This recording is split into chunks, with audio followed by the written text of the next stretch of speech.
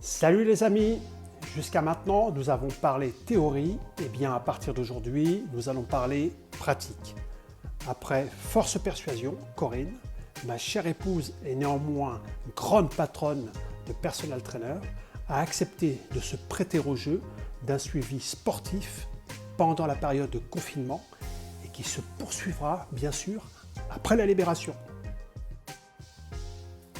Pour établir un bon plan d'entraînement bien ciblé, il faut commencer par un état des lieux précis. Tout d'abord, un bilan morphologique avec l'inévitable pesée.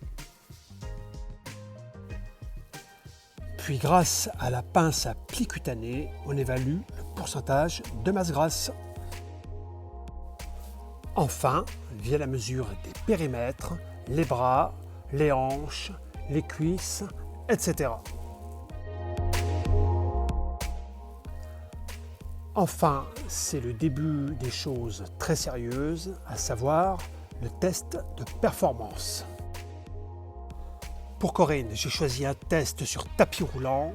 Ce test est réalisé à la marche à vitesse constante de 5 km/h. Pour augmenter la difficulté de l'effort, j'inclinerai le tapis jusqu'à ce que Corinne me supplie d'arrêter.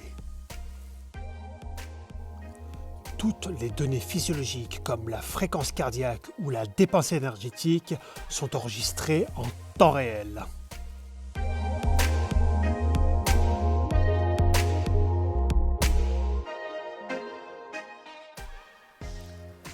En fin de test, j'ai demandé à Corinne si elle était d'accord de courir un petit peu, tout doucement. J'ai ma petite idée derrière la tête.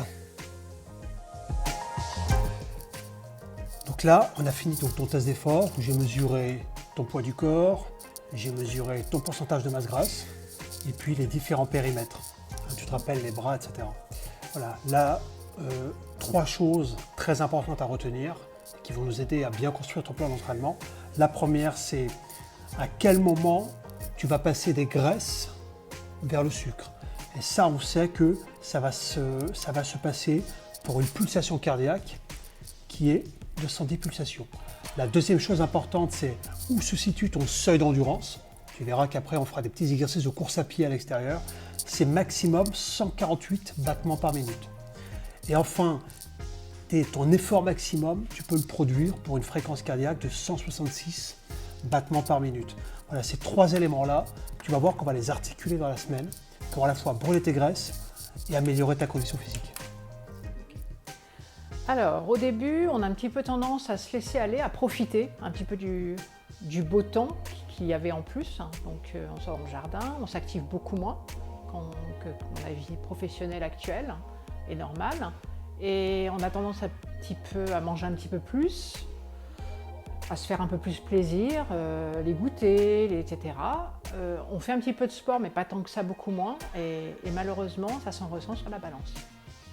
Déjà reprendre sur l'aspect sport, donc, mais de façon plus logique, c'est-à-dire endurance, un peu de cardio, etc. Donc quelque chose de beaucoup plus logique.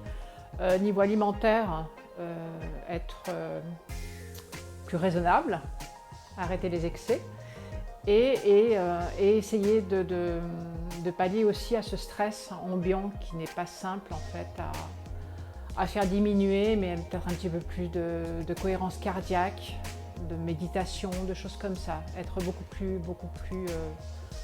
décontracté. Corinne a donc fait tous les tests utiles à la planification de son programme d'entraînement.